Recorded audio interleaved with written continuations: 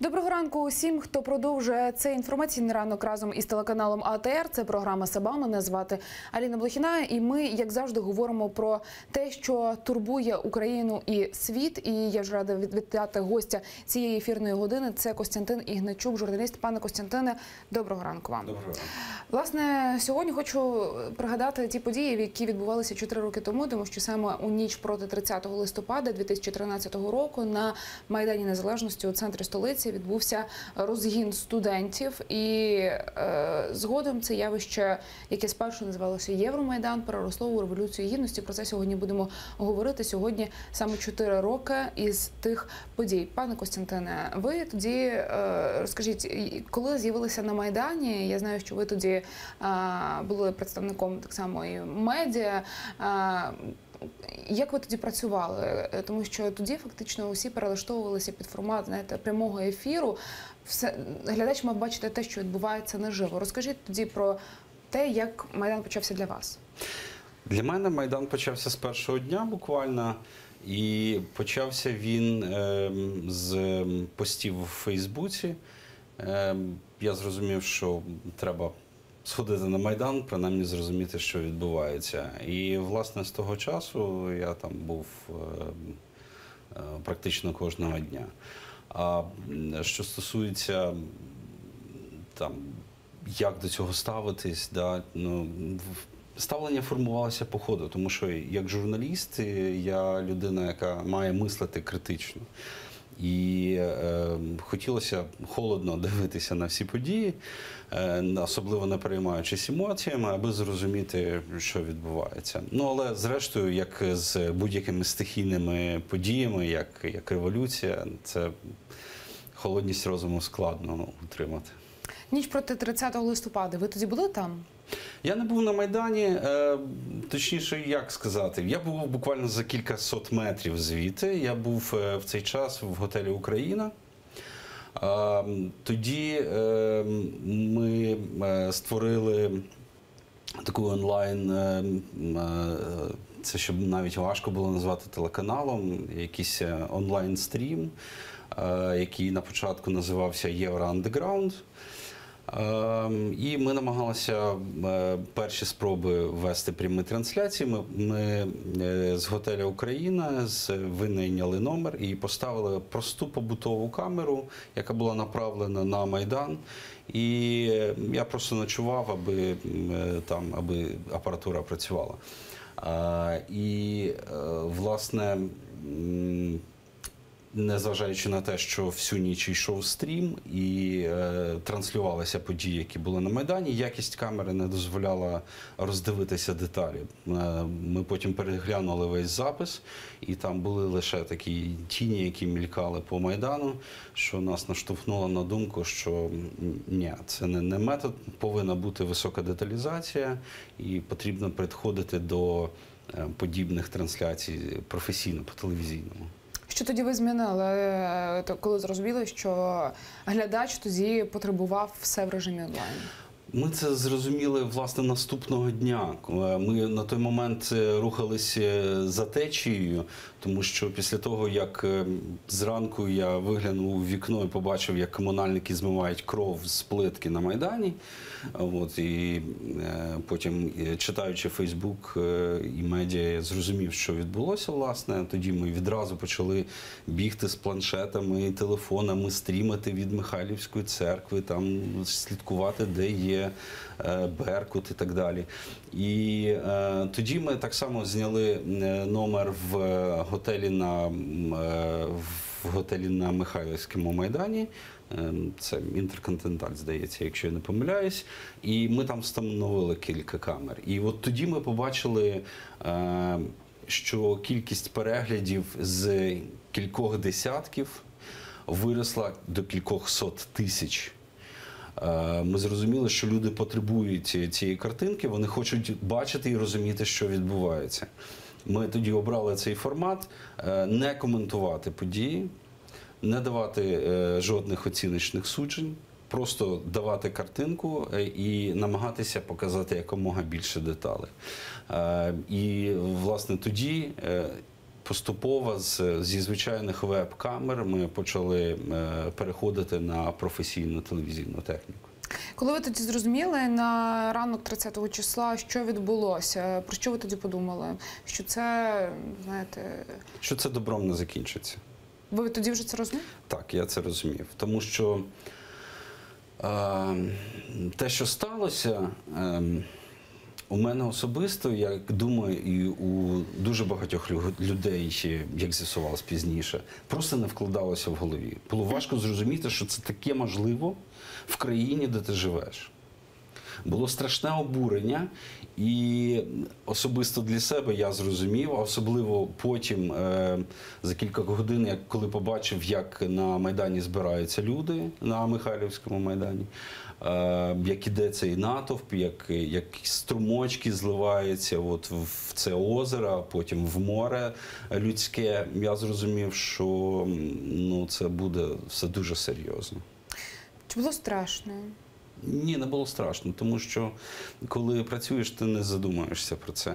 Це потім, коли аналізуєш події, дивишся на ту чи іншу ситуацію, розумієш, ага, отут була небезпека, а тут ти міг постраждати, а тут могли постраждати твої колеги. Тоді просто брав планшет, телефон, камеру і йшов і працював. Ви тоді спілкувалися з людьми, які були на Майдані, як журналіст? Я спілкувався, але здебільшого я спілкувався з людьми, яких знаю.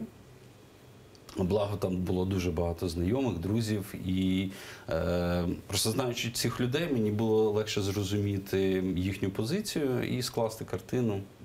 Як гадаєте, суспільство тоді після розгону, воно чекало те, що це явище переросте в те, що ми зараз називаємо Революцією Гідності, і призведе до таких же наслідків? Тому що я так само, знаєте, наскільки я згадую Майдан, тобто я так само пішла тоді вже після розгону студентського, всі були на дуже патріотичній хвилі, і до певного часу, наскільки от я говорила так само зі своїми знайомими, ніхто навіть не міг уявити, що згодом у лютому ми побачимо просто тіла мертвих людей біля готелю «Козацький» посеред міста. Що тоді, от те, що ви пригадуєте, які тоді були настрої? Ну, звісно, ніхто не чекав, що дійде аж до такого.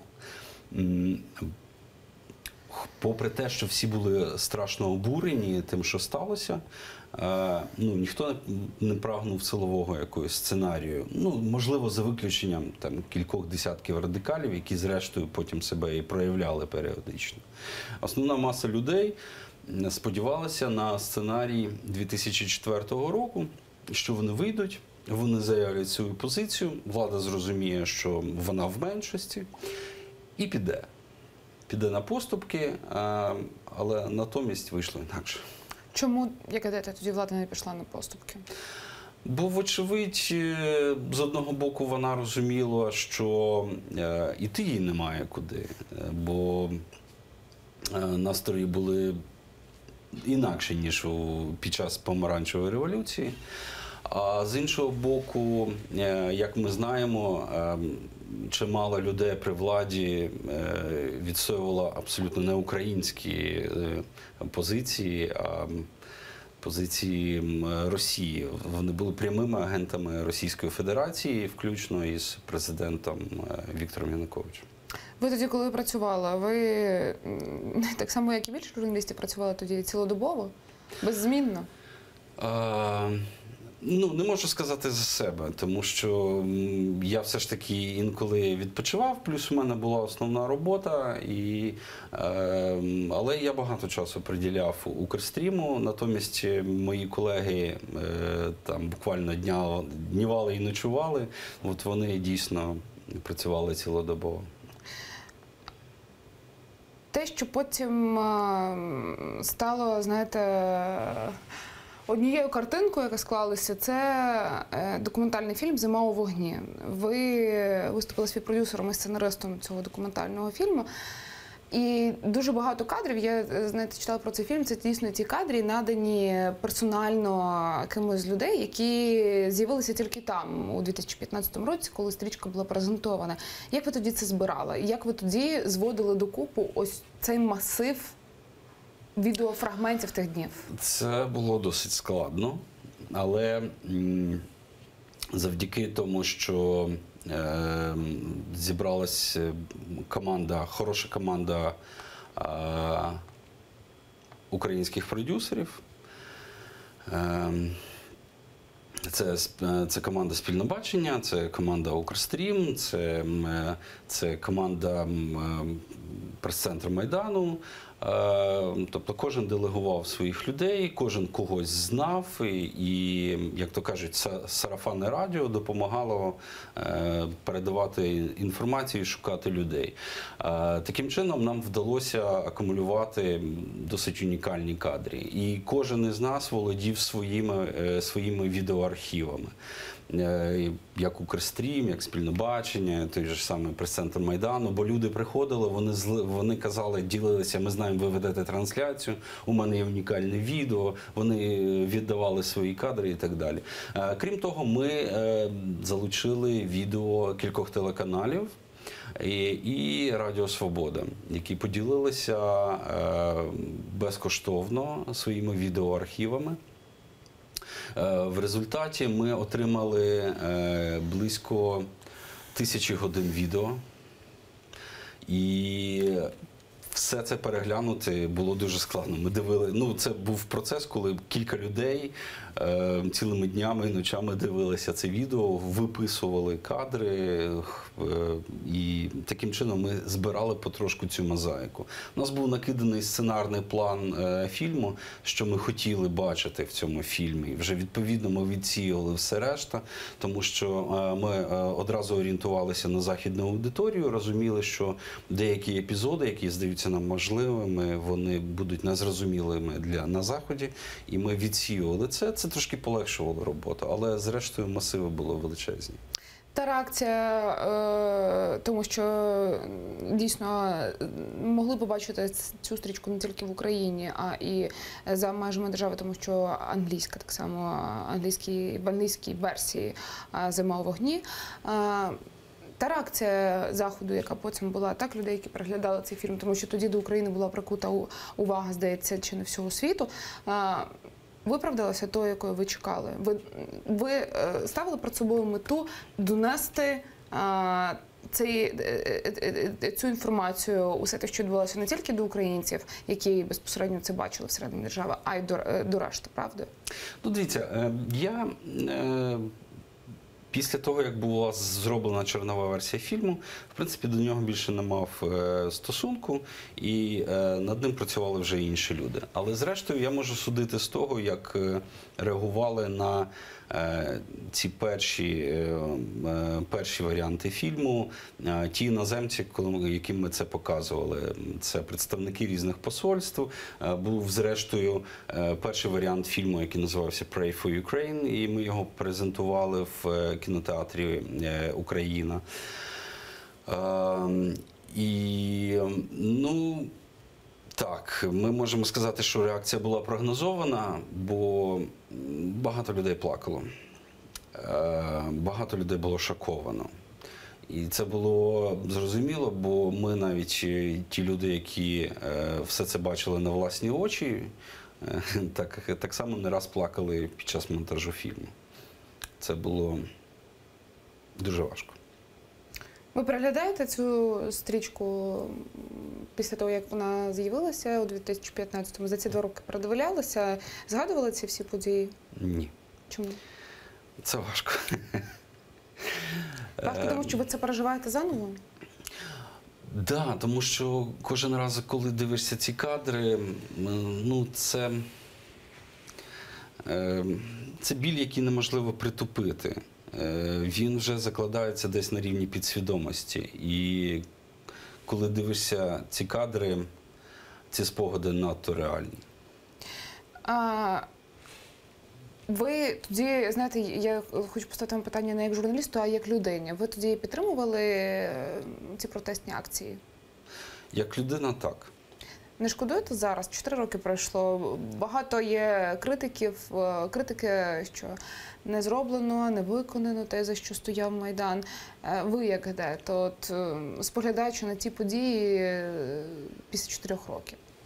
Я не шкодую ні секунди, і власне те, що я казав на початку, як журналіст я намагався холодно підходити до подій, які відбуваються. Я розумію, що якби цього не сталося, то ми жили би зараз в абсолютно іншій державі.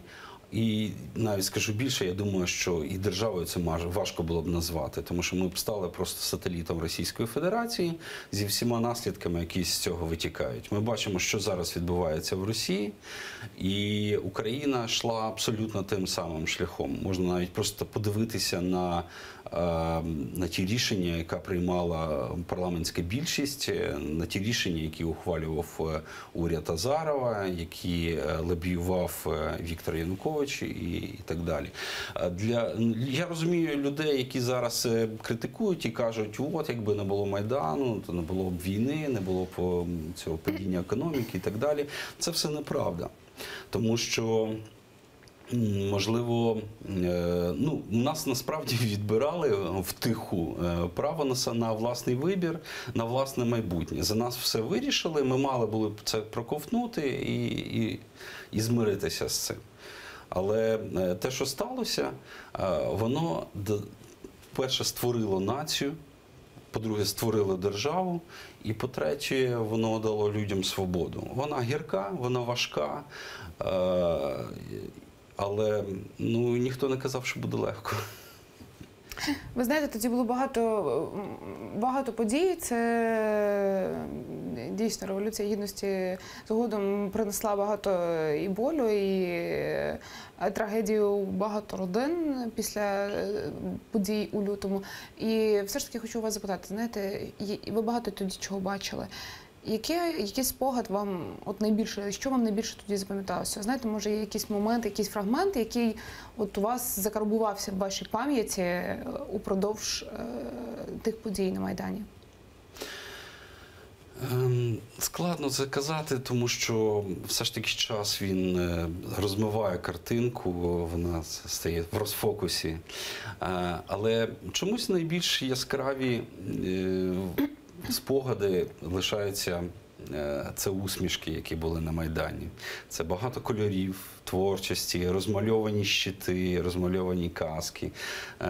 Видно, це ігри підсвідомості. Мозок намагається забути все погане і залишити все хороше. Витісняє пам'ять трагічні події. Пане Костянтине, я дякую вам за розмову. Спасибі, що розповіли нам про те, яким тоді був Майдан і події Майдану для вас. Костянтин Ігначук, журналіст, був гостем цієї ефірної години. Програма «Себе» з вами не прощається. Ми повернемося у цю студію за 5 хвилин. Дякую, що обираєте нас, і до зустрічі.